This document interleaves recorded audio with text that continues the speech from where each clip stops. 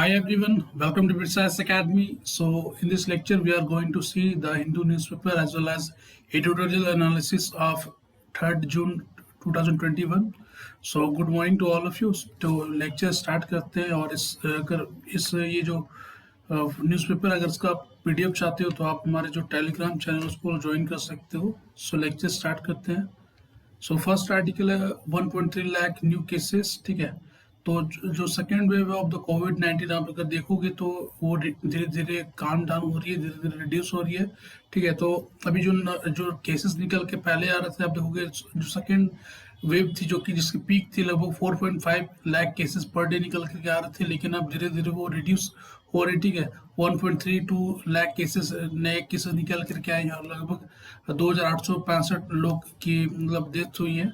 ठीक है, तो अभी जो नंबर ऑफ केसेस है वो बेसिकली रिड्यूस हुई है. आप अगर लेकिन साउथर्न स्टेट में देखोगे तो साउथर्न स्टेट में अभी नंबर ऑफ केसेस है वो बहुत ही हाई पाई जा रही है. जो पॉजिटिविटी रेट है, जो वो पॉजिटिविटी रेट आप देखोगे तो वो बेसिकली फॉल डाउन हुई है. पहले जो 11.4% थी वो अब रिड्यूस होकर 7.5% हो चुकी है. लेकिन अभी भी जो number of cases in the southern states है वो बेसिकली हाई है, जिससे तमिलनाडु में देखोगे तो लगभग 25,000 नए केसेस निकल करके आई हैं. केरला में लगभग 19,000 केसेस निकल करके आए. महाराष्ट्र में देखोगे तो 553, मतलब कि आप देखोगे महाराष्ट्र से भी ज़्यादा नए केसेस जो तमिलनाडु और केरला ये सभी स्टेट्स में निकल करके आ रही है. ठीक है, तो जो हमारे साउथर्न स्टेट्स में जो पॉजिटिव रेट है वो बेसिकली हाई है. पॉजिटिव रेट बेसिकली होता है कि कितने नंबर ऑफ पर्सनस है वो बेसिकली इन्फेक्टेड है अमंग दी 100%. ही अगर 100 लोगों के मान लो अगर जांच हो रही है तो उसमें कितने लोग इन्फेक्टेड है उसके बेसिस पे पॉजिटिव रेट डिसाइड होती है. मान लो अगर 30 लोग पॉजिटिव पाए जाते हैं अमंग दी 100%, तो पॉजिटिव रेट हो जाएगा 30%. ठीक है, नेक्स्ट है तुम्हारा norms for foreign made vaccine. Is it requirement to test every bench has been waived. ठीक है, तो इसमें क्या है कि जो सेंट्रल गवर्नमेंट ने बेसिकली और drug controller general of India उन्होंने ये डिसीजन लिया है कि जो रिक्वायरमेंट पहले होती थी कि जो हर बैच ऑफ एवरी जो भी वैक्सीन कोविड-19 वैक्सीन की जो भी फॉरेन से इम्पोर्ट होती थी उसके जो इफिकेसी है उसको जांच किया जाता था. ठीक है, लेकिन अब ये जो रिक्वायरमेंट है वो उसको बेसिकली उसको वेवर दे दिया गया, उससे उसको छूट दे दिया गया. ठीक है, जिसके कारण जो सप्लाई है, जो भी इनकम प्रोक्योरमेंट है फ्रॉम कोविड-19 वैक्सीन जो कि इंटरनेशनल,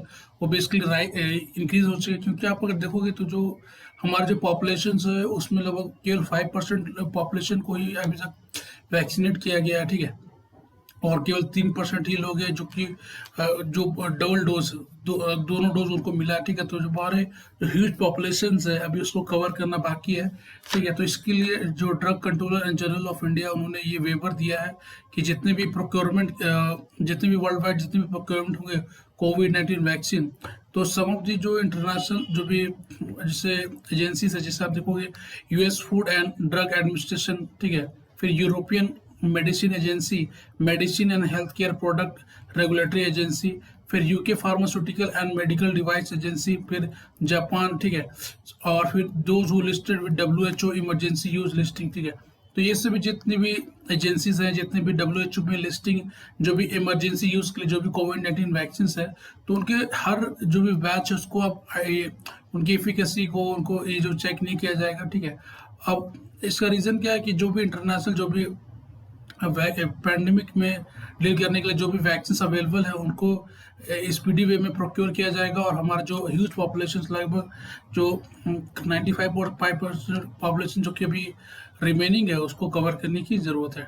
ठीक है, so health ministry said the aim of vaccinating the entire eligible population at earliest domestic production is being steadily ramped up. ठीक है, तो जो भी डोमेस्टिक प्रोडक्शन है उसके थ्रू अगर हम लोग चाहेंगे कि हमारे जो भी इंडिजिनस पीपल है, जो हमारे इंडियन पीपल्स हैं, उनको अगर हम वैक्सीनेट कर दें तो वो पॉसिबल नहीं है.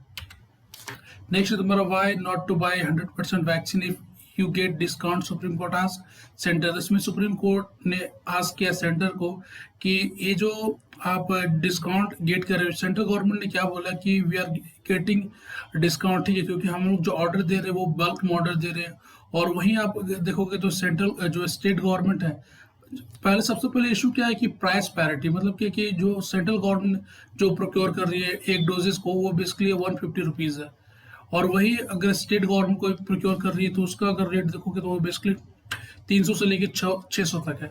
तो इसमें यही बात बोली गई कि क्यों ये पैरिटी क्यों है, कि आप सेंट्रल गवर्नमेंट 150 रुपीज़ में प्रोक्योर कर रही है और स्टेट गवर्नमेंट 300 से लेके 600 गवर्नमेंट में प्रोक्योर कर रही है। तो सुप्रीम कोर्ट ने ये बात हाईलाइट करी थी कि ये जो प्राइस पैरिटी है वो basically against right to equality है। फिर आप अगर देखोगे तो इसमें जो सेंटर ने ये बात बोली कि जो हम लोग जो ऑर्डर दे रहे हैं इंटरनेशनल जितने भी फार्मास्यूटिकल कंपनीज है जो कि कोविड-19 जो कि वैक्सीन को मैन्युफैक्चर करती है, तो चूंकि हम ऑर्डर बल्क में दे रहे हैं इसलिए वी आर गेटिंग डिस्काउंट, ठीक है, तो उनको डिस्काउंट मिल रही है। तो सुप्रीम कोर्ट ने ये बात बोली कि स्टेट के बजाय आप ही जो इंटरनेशनल जो भी प्रोक्योरमेंट करनी है उसको आप कर लो और उसके बाद स्टेट को आप डिस्बर्स कर दो, ठीक है। तो इसमें ये बात बोली गई है। और यूनियन बजट में आप देखोगे तो यूनियन बजट 2021-2022 में सेंट्रल गवर्नमेंट ने लगभग 35,000 करोड़ उन्होंने निकाला था फॉर द प्रोक्योरमेंट वैक्सीन। तो उसका मनी का आप लोगों ने कहाँ यूज़ किया है उसको बताने के लिए बात बोली गई है, ठीक है। सो union budget for 2021-2022 embark 35,000 crore for procuring vaccine under this liberalised vaccination policy. तो इसमें आपको इसमें गवर्नमेंट ने सुप्रीम कोर्ट ने ये बात बोली है कि यू हैव टू क्लेरिफाई कि how you use this fund, ठीक है, अभी तक आपने कहाँ इसको स्पेंड करा है, ठीक है। तो ऐसी बातें हाईलाइट की गई हैं। नेक्स्ट है तुम्हारा let centre disburse vaccine says Odisha chief minister, ठीक है। तो उड़ीसा के चीफ मिनिस्टर नवीन पटनायक उन्होंने एक बोला है कि there should be a consensus among the all the state for the universal vaccination programme. तो उन्होंने यूनिवर्सल वैक्सीन प्रोग्राम की बात बोली है।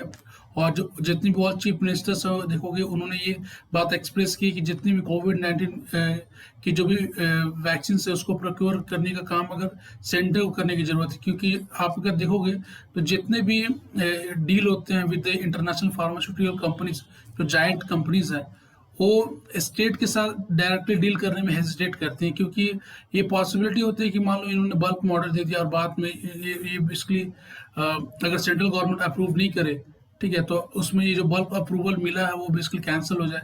तो इसके कारण जो भी जायंट फार्मास्यूटिकल कंपनीज होती हैं वो नहीं चाहती हैं कि जो स्टेट गवर्नमेंट है उनके साथ वो डायरेक्टली बल्क में डील करे।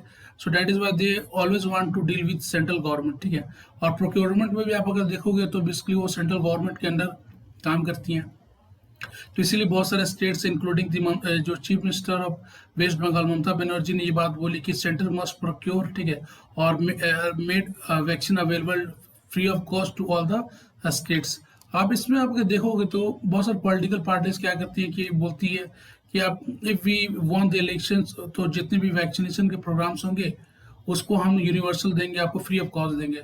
आप एक चीज़ इसमें से देखो कि जो पॉलिटिकल पार्टीज होती हैं वो बड़े बड़े दावा करती है कि हम गवर्नमेंट फॉर्म करेंगे तो ये करेंगे वो करेंगे, लेकिन आप यहाँ देख सकते हो कि सेंट्रल गवर्नमेंट को एक डोज की कितनी प्राइस पड़ रही 150 रुपीज़, लेकिन इसको भी वो यूनिवर्सल वैक्सीनेशन नहीं कर रहे हैं। मतलब आप समझो कि 150 रुपीज़ का जो वैक्सीन है उसको भी वो फ्री बांट नहीं रहे हैं और वो बेसिकली बड़ी बड़ी बातें बोलते हैं कि हम एक गवर्नमेंट फॉर्म करेंगे तो ये करेंगे वो करेंगे, हर पर्सन के अकाउंट में 15 लाख रुपए डाल देंगे, ठीक है।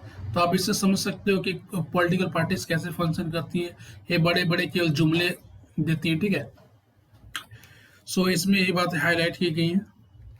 नेक्स्ट आप देखोगे तो इसी से रिलेटेड है कि आप अगर देखोगे तो पैरिटी है कि पर डोजेस जो भी प्राइवेट सेक्टर में दिए जा रहे हैं उसमें बहुत सारे डिफरेंसेस हैं, ठीक है। जैसे आसाम में देखोगे तो पर डोजेस जो कोवैक्सीन एंड कोविशील्ड की दी जा रही है वो जो प्राइवेट हॉस्पिटल्स में वो 250 है। फिर अदर स्टेट्स में देखोगे तो छत्तीसगढ़ में लगभग 850 है और उत्तराखंड में लगभग 900 रुपये पर डोजेस दिए जा रहे हैं। तो there is a huge disparity among the prices in the private sector, ठीक है। तो प्राइवेट सेक्टर में जितने भी कोविड-19 वैक्सीन जो भी दिए जा रही है उसमें बहुत ही डिफरेंस पाई जा रही है। तो इसको भी सॉल्व करने की बात है। रीज़न क्या है कि स्टेट गवर्नमेंट प्रोक्योर कर रही है और उसमें बहुत सारे इवन आप गवर्नमेंट को देखो तो गवर्नमेंट क्या कर रही है, जो भी मेडिकल इक्विपमेंट्स है उनमें जीएसटी इम्पोज कर रही है। तो जो भी मेडिकल इक्विपमेंट्स है मेडिसिन है उसमें जीएसटी इम्पोज कर रही हैं। तो इसको आप देख सकते हो कि पॉलिटिकल पार्टीज कैसे फंक्शन करती है। जो भी अभी पैंडेमिक में जो नॉर्मल पर्सनस है उनके तो आप इकोनॉमिक जो भी कंडीशंस है वो ऑलरेडी बहुत ही ख़राब है, ठीक है। और उसमें जो अगर वो पर डोजेस के लिए अगर 900 जैसे चार्जेस करेंगे तो हाउ एक normal people they can afford, ठीक है। तो इसमें ये सभी बातें बोली गई है। और केरला के गवर्नमेंट ने, उनके हाउस ने एक रेजोल्यूशन पास किया कि जो भी कोविड-19 की जो भी वैक्सीन है वो बेसिकली स्टेट्स को सेंट्रल गवर्नमेंट प्रोक्योर करनी चाहिए और उसको फिर सेंट्रल गवर्नमेंट को देनी चाहिए, ठीक है। So it's lam centre policy that push state to compete with the open market, ठीक है। तो ओपन मार्केट में स्टेट क्या है वो कम्पीट नहीं कर सकती क्योंकि सेंट्रल गवर्नमेंट की परचेसिंग पावर वो अधिक होती है। जैसे सेंट्रल गवर्नमेंट ने बोला कि हम लोग ह्यूज वैक्सीन जो प्रोक्योर कर, इसके कारण हम लोग को बहुत सारे डिस्काउंट मिल रही हैं। तो इसके कारण बोला कि जो स्टेट्स है, स्टेट्स को नहीं कि बल्कि सेंटर को ही प्रोक्योर करने की जरूरत है। नेक्स्ट आप देखोगे तो इसमें court of Dominica adjourn hearing of Mehul Choksi case. तो मेहुल चोक्सी जो कि one of the fugitive economic offender act आपने अगर पढ़ा होगा अंडर द इकोनॉमी, तो फ्यूजिटिव इकोनॉमिक ऑफेंडर में ये मेहुल चोक्सी जो कि involve in the PNB fraud में, और ये one of the diamond merchant है, ठीक है। तो इसने बहुत सारे फ्रॉड्स किए थे पीएनबी में और उसने बाद में ये डोमिनिका का ये उन्होंने ये बेसिकली सिटीजनशिप ले लिया, ठीक है। तो उस उनकी कोर्ट ने अभी हियरिंग कर रहा है, ठीक है। सो यहाँ पे देख सकते हो ये कि डोमिनिका आप देखोगे तो ये बेसिकली एक कैरिबियन सी है, यहाँ देख सकते हो, और कैरिबियन आइलैंड है, ठीक है। ये यूनाइटेड स्टेट्स है, ये साउथ अमेरिका है, ये कैरिबियन आइलैंड्स है, और इसमें आप देख सकते हो ये एंटीगुआ है, और यहाँ आप देख सकते हो ये डोमिनिका है, ठीक है।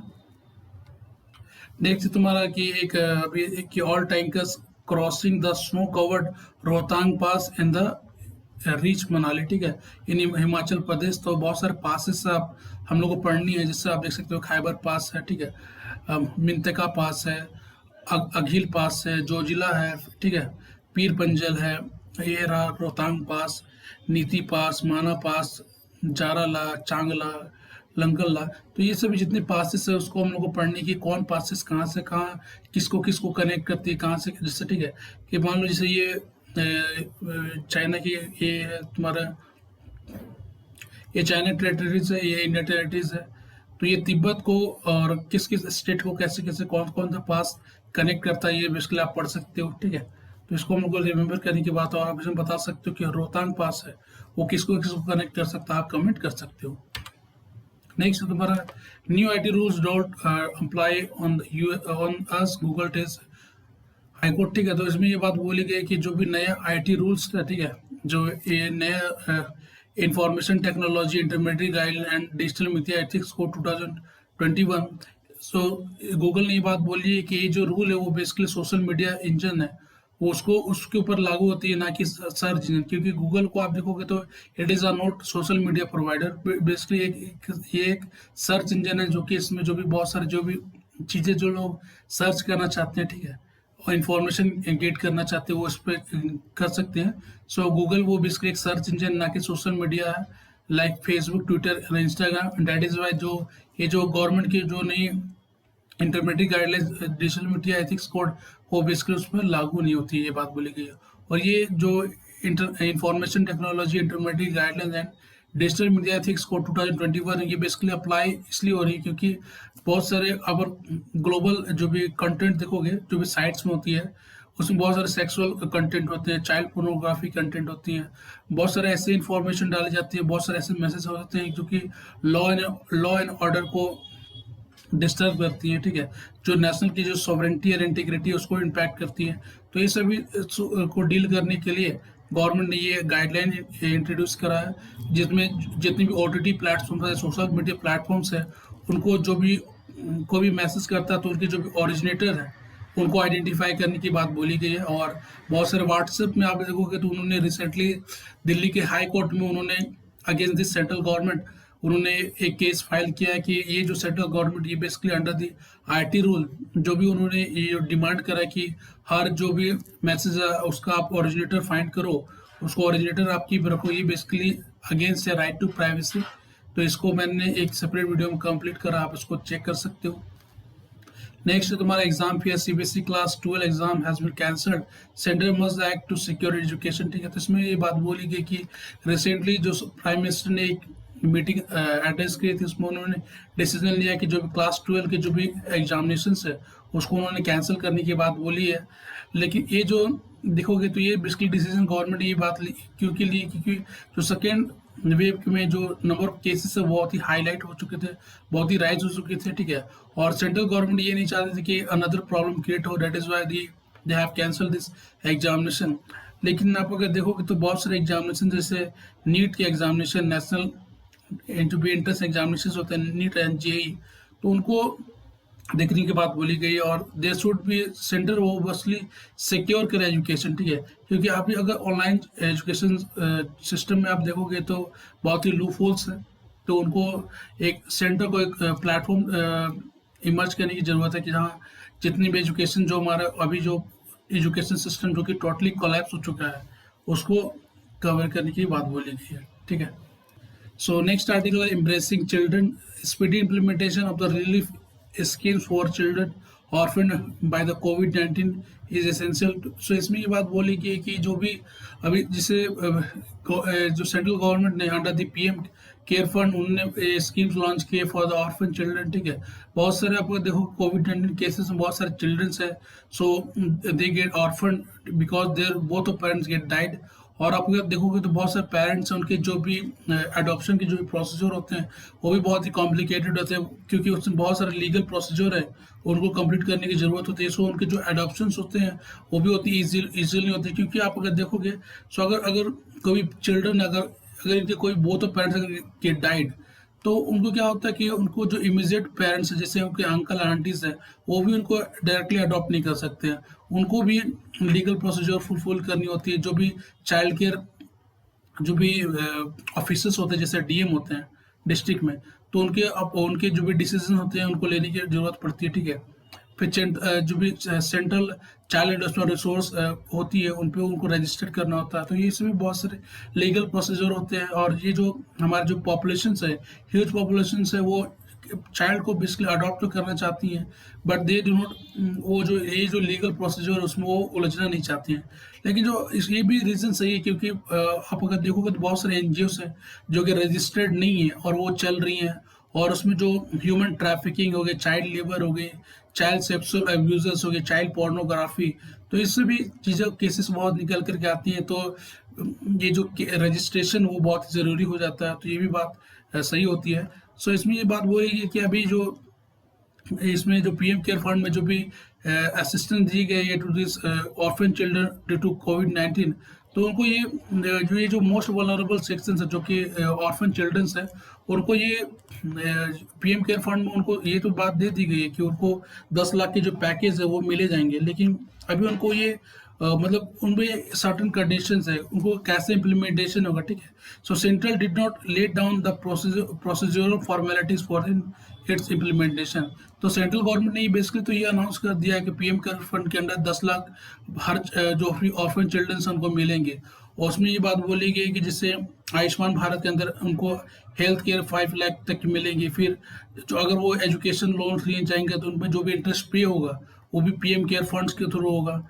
फिर ये भी बात बोली गई कि वो एजुकेशनल इंस्टीट्यूशंस में उनको एडमिशन में रिलीफ मिलेगी। तो बहुत सारी बातें बोली गई हैं, गवर्नमेंट ने बेसिकली ये बात बोल दी है, लेकिन उसका इम्प्लीमेंटेशन कैसे होगा वो बेसिकली हाईलाइट नहीं गई है। और आप अगर देखोगे तो एज बिटवीन 0 to 40 जो 17 ईयर्स ऑर्फन चिल्ड्रन है जो कि अभी कोविड-19 पेंडेमिक के कारण अभी भी ऑर्फन है, अबेंडेंड है सिंस मार्च 2020, उसमें लगभग total 9,346 children who has been affected, ठीक है। तो उसमें बहुत सारे अभी देखोगे तो बहुत सारे लगभग 10,000 जो बच्चे हैं वो अभी भी इम्पैक्टेड है। और जो स्कीम्स गवर्नमेंट ने इंश्योर करी है उसका इम्प्लीमेंटेशन कैसे होना है वो बेसिकली गवर्नमेंट अभी भी इंश्योर नहीं कर रहा है। तो इसके कारण क्या प्रॉब्लम हो रही है कि जो बच्चे से वो कंटिन्यू प्रॉब्लम फेस कर रहे हैं। गवर्नमेंट बेसिकली डिसाइड कर रही है कि कितने चिल्ड्रन ऑर्फन्ड है और उनकी जो डाटा कलेक्ट करने में टाइम लगा रही है। लेकिन हम लोग को अभी जो एक्शंस लेनी चाहिए वो बेसिकली डाटा कलेक्शन में नहीं बल्कि एक्शन में लेनी चाहिए, क्योंकि अभी जो बहुत सारा आप अगर देखोगे तो चिल्ड्रन है they were face the problem of malnutrition, health और अदर भी प्रॉब्लम्स है। तो अगर गवर्नमेंट अगर डाटा कलेक्शन में ही अगर टाइम लगाएंगे तो जितनी भी ऑर्फन चिल्ड्रंस हैं जो जिनको अभी इमीडिएट जो भी असिस्टेंस की ज़रूरत है, चाहे वो फूड सिक्योरिटी से रिलेटेड हो, हेल्थ से रिलेटेड हो, मेंटल असिस्टेंस से रिलेटेड हो, फिर साइकोलॉजिकल सपोर्ट से क्योंकि बहुत सारे चिल्ड्रंस है, अगर उनके बोथ पेरेंट्स अगर डेड डाइट तो उनको साइकोलॉजिकल जो भी हेल्प की ज़रूरत होती है वो चाहिए, ठीक है। तो इसके कारण बहुत सारे चीज़ें हाईलाइट की गई है, ठीक है। और इसमें आप अगर देखोगे तो महाराष्ट्र ने उनके जो पीएम केयर फंड जो सेंट्रल गवर्नमेंट ने अनाउंस किया 10 लाख पैकेज, तो महाराष्ट्र गवर्नमेंट ने भी ये अनाउंस किया कि लगभग वो 5 लाख की जो पैकेज है जो फिर ऑर्फन चिल्ड्रंस उनको देंगे, ठीक है। और several state have announce their child package on the similar lines too, बहुत सारा अदर स्टेट्स में भी ये बात बोली गई है, ठीक है। नेक्स्ट है एडवर्स चेंजेस फेडरलिज्म प्राइड, ठीक है। तो इसमें ये बात बोली गई है कि जो कॉपरेटिव फेडरलिज्म है वो बेसिकली अब धीरे धीरे रिड्यूस हो रही है, और जो पावर इन द सेंटर वो धीरे धीरे राइज हो रही है। क्योंकि आप देखोगे जो डॉक्टर विनोद पॉल है जो कि नीति आयोग के मेंबर है, हेल्थ मेंबर है, उन्होंने ये बात बोली कि जो lack of centralisation has led to poor management of the ongoing कोविड-19 वैक्सीनेशन ड्राइव, ठीक है। तो अभी क्या है कि जो सेंट्रलाइजेशन आप देखोगे जितनी भी हेल्थ जो सब्जेक्ट होता है वो बेसिकली स्टेट के अंदर आता है, और लेकिन सेंट्रलाइजेशन नहीं होने के कारण क्या हो रहा है कि अभी जितने भी आप अगर देखोगे जो भी हेल्थ की भी जो भी वैक्सीनेशन है और जो भी हेल्थ की जितने भी लूपहोल्स सामने निकल करके आ रही है, वो बेसिकली रीजन क्या है, क्योंकि हेल्थ जो सब्जेक्ट वो बेसिकली स्टेट के अंदर आती है, और स्टेट के सब्जेक्ट में सेंट्रल गवर्नमेंट एक्शंस नहीं ले सकती है। तो इसके कारण बहुत सारे जो कोविड-19 केसेस से डील करने के लिए जो भी वैक्सीनेशन ड्राइव चलानी है वो बहुत ही स्लो फेजेस में चल रही है, ठीक है। सो लेकिन इसमें ये भी बात बोली गई है कि जो भी आप अगर देखोगे तो जो रिसेंट डेज में जो गवर्नमेंट है उनका जो centralisation in the power in the hand of जो सेंट्रल गवर्नमेंट है वो बहुत ही राइज हुई है। क्योंकि देखो जैसे यूनियन गवर्नमेंट ने बेसिकली जो सेंट्रल गवर्नमेंट की जो भी प्राइमरी रिस्पॉन्सिबिलिटी जैसे हेल्थ है, एजुकेशन है, एग्रीकल्चर है, उसको उन्होंने बहुत सारे जो भी पावर्स उसको अपने हैंड में ले लिया थ्रू दिस मेनी इनिशिएटिव, जैसे वन नेशन वन टैक्स, फिर वन मार्केट वन राशन, ठीक है। अभी वन राशन उन्होंने वन राशन कार्ड उन्होंने लॉन्च करा है, ठीक है। तो पीडीएस सिस्टम भी आप देखोगे तो वो भी स्टेट्स के अंदर आती है, वो भी सेंट्रल गवर्नमेंट के अंदर जा रही है। One nation one tax, GST, वो भी जीएसटी के कारण आप अगर देखोगे तो बहुत सारे स्टेट्स से उनको रेवेन्यू लॉसेस हुआ है, और रेवेन्यू लॉसेस होने के कारण क्या हो रहा है कि जो भी जीएसटी कंपनसेशन एक्ट में जो भी सेंट्रल गवर्नमेंट स्टेट गवर्नमेंट के जो भी कंपनसेशन देने की बात बोली गई थी वो भी अभी बहुत सारे सेंटर ने उन्होंने बहुत सारे स्टेट्स को डिस्पर्स नहीं किया है। फिर दो centrally sponsored schemes in the sector such as education and health where state were required to spend about 85%, ठीक है। तो बहुत सारे अभी सेंट्रल स्कीम्स देखो जैसे आयुष्मान भारत हो गई, फिर एजुकेशन सेक्टर्स में हो गई, तो जो भी सेंट्रल स्कीम्स हैं वो क्या कर रही है कि जो भी स्टेट गवर्नमेंट की जो स्कीम्स है जैसे उनके अगर स्टेट गवर्नमेंट के जो भी रेवेन्यूज आप देखोगे तो उसकी 85% basically health and education sector में डिस्पर्स होती हैं, फिर एग्रीकल्चर सेक्टर में होती हैं। लेकिन जो ह्यूज एरियाज है उसको भी central government through various schemes जैसे आयुष्मान भारत होगी, फिर राइट टू एजुकेशन थ्रू उनके भी वो एरियाज है उनमें इंक्रोचमेंट कर रही है। रेसिड्यूरी पावर आप अगर देखोगे तो रेसिड्यूरी पावर्स है वो भी अब सेंट्रल गवर्नमेंट के अंदर आती है। फिर कॉन्करेंट लिस्ट में भी अगर देखोगे तो कॉन्करेंट लिस्ट में भी अगर मान लो ये सेंट्रल लॉ बनाती है और स्टेट गवर्नमेंट लॉ बनाती है तो उसमें सेंट्रल लॉ प्रिवेल होती है। तो बहुत सारे जो रिसेंट एग्जांपल्स है जिसमें क्या हो रहा है कि जो centralisation of the power in the hand of centre वो बेसिकली इंक्रीज हो रही है। तो ये बेसिकली अगेंस्ट दिस प्लुरलिटी, ठीक है, कि जो भी रीजनल पॉलिटिकल पार्टीज है उनका आप अगर देखोगे तो उनके जो बेस होते हैं वो बहुत ही कम होते हैं। वो उनके जो लोकल जो भी सब्जेक्ट है, जो भी लोकल प्रॉब्लम्स है उनके ऊपर वो राइज होती हैं। और सेंट्रल गवर्नमेंट क्या कर रही है, धीरे धीरे वो सेंट्रलाइज कर रही है पावर इन द हैंड। तो इसके कारण क्या हो रहा है, जो प्लुरलिटी है इन द सोसाइटी है, प्लुरलिटी इन द पॉलिटिक्स है, और ये जो कल्चर है वो बेसिकली धीरे धीरे रिड्यूस हो रहे हैं। तो यही बात इसमें हाईलाइट की गई है। जैसे आप अगर देखोगे तो रिसेंटली जो सेंट्रल गवर्नमेंट ने बेसिकली जो regional comprehensive economic partnership RCEP से उन्होंने पार्टिसिपेट नहीं किया टू प्रमोट आवर इंडिजिनस जो भी हमारे जो भी ट्रेड जाइंट्स है, ठीक है। जैसे पतंजलि आप देखोगे, जीएसटी में भी वही है कि जीएसटी में आप देखोगे जो बड़े बिजनेसमैन हैं उनको तो हेल्प मिली, लेकिन जो स्मॉल बिजनेसमैन है उनको बहुत सारे प्रॉब्लम फेस करनी पड़ी, क्योंकि वो बेसिकली जो इंडिया के जो भी मेजर पॉपुलेशन को देखोगे तो वो बेसिकली लिटरेट नहीं है। सो जीएसटी कैसे फाइल करनी है वो बेसिकली इससे भी जितनी कॉम्प्लिकेटेड चीज़ें हैं उनको वो समझते नहीं है। बहुत सारे टैक्सेस आप देखोगे, जीएसटी में बहुत सारे टैक्सेस है। जीएसटी में पहली बात बोली गई थी कि वन नेशन वन टैक्स होगी, लेकिन अभी भी देखोगे तो 5% है, 12% है, 80% है, 25% है। तो बहुत सारे रेट्स लगा दी गई हैं जो कि बहुत ही कॉम्प्लिकेटेड कर दी गई है, ठीक है, जीएसटी को। और बहुत सारे जो पर्सन है जो कि उतने एजुकेटेड नहीं है, so they are not able to get कि जीएसटी में क्या क्या प्रॉब्लम्स हैं, ठीक है। तो ये सभी बातें हाईलाइट की गई हैं, यही सब बातें इसमें भी बोली गई सेम आर्टिकल से। नेक्स्ट है तुम्हारा Palestine flags India's abstention from war, ठीक है। तो रिसेंटली क्या हुआ कि 14 नेशंस ने ये अब kept away from the human right council resolution, ठीक है। तो यूनाइटेड नेशन सिक्योरिटी काउंसिल की एक मीटिंग हुई थी under this human right council resolution. तो उसमें इंडिया ने बेसिकली एब्सटेंट कर दिया फ्रॉम द रेजोल्यूशन, ठीक है। उन्होंने किसी के फेवर और किसी का अगेंस्ट उन्होंने सपोर्ट नहीं किया है, ठीक है। तो जो फ़लस्तीन के जो फॉरेन मिनिस्टर्स है उन्होंने ये बात बोली की है कि जो ensuring respect for international human rights law and humanitarian law in occupied Palestine territory including East Jerusalem and its Israel, उसमें क्या कि इंडिया ने मिस कर दिया opportunity to join the international community at the turning point, ठीक है। सो India ने बेसिकली जो टर्निंग पॉइंट है उसमें उन्होंने सपोर्ट नहीं करा है, ठीक है। ये बात बोली गई है। इंडिया का आप अगर फॉरेन पॉलिसी देखोगे तो इंडिया हर नेशन का जो फॉरेन पॉलिसी होता है वो बेसिकली अपने जो इंटरेस्ट है उसके बेसिस पे काम करता है। क्योंकि आप अगर देखोगे, अगर हम लोग पैलेस्टीन को इनिशियली हम लोग सपोर्ट करते थे, लेकिन अभी हमारा जो इसराइल के साथ रिलेशन है वो बहुत इंपॉर्टेंट है। क्योंकि हम लोग बहुत सारे एग्रीकल्चर सेक्टर्स हो गई, उनमें टेक्नोलॉजी हो गई, हमारा जो डिफेंस सेक्टर है उसमें बहुत सारी टेक्नोलॉजी हम लोग इसराइल से लेती हैं। तो अगर हम लोग फ़लस्तीन के सपोर्ट में अगर वोट कर देते हैं, जो हमारे रिलेशंस है इसराइल के साथ वो ख़राब हो जाएंगे। फिर हम लोग जो एग्रीकल्चर सेक्टर है, डिफेंस सेक्टर है, आईटी सेक्टर है, तो इनमें जो भी असिस्टेंस इसराइल के थ्रू मिलती है वो देना बंद हो जाएगी, ठीक है।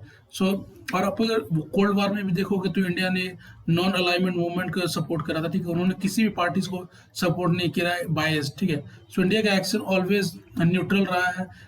यूएसएसआर कोल्ड वॉर में भी देखोगे तो यूएसए या यूएसएसआर में कोल्ड वॉर चल रहे थे, उसमें भी इंडिया ने नैम का कंसेप्ट दिया, नॉन अलाइनमेंट मूवमेंट। उन्होंने किसी भी ब्लॉक को ज्वाइन नहीं करा। तो इंडिया की ये पॉलिसी रही कि वो हमेशा न्यूट्रल रहा है और ये किसी भी बायस और किसी भी एक पर्सन को, किसी भी एक कंट्री को सपोर्ट नहीं करता, ठीक है। नेक्स्ट है तुम्हारा China Pakistan Afghanistan to hold talks amid US withdrawal, ठीक है। So trilateral dialogue will address the new uncertainties in Afghanistan. Recently क्या हुआ कि चाइना ने एक जितने भी फॉरेन मिनिस्टर अफगानिस्तान और पाकिस्तान के साथ मीटिंग की है कि जो बाइडेन एडमिनिस्ट्रेशन ने रिसेंटली क्या किया, एक डिसीजन लिया कि लगभग सितंबर 11 तक वो जितने भी यूएस फोर्सेस है उसको वो कम्प्लीटली विड्रॉल कर लेंगे फ्रॉम द अफगानिस्तान। और अभी जो लगभग 30 से 44% तक विड्रॉल ऑलरेडी कंप्लीटेड हो चुकी है। तो चाइना ने बेसिकली बात बोली थी और मेनी अदर कंट्रीज ने ये बात बोली थी कि जो यूएस का विड्रॉल होना चाहिए वो basically responsible and the conditional basis में होना चाहिए, ठीक है। तो ये सभी बातें बोली गई हैं।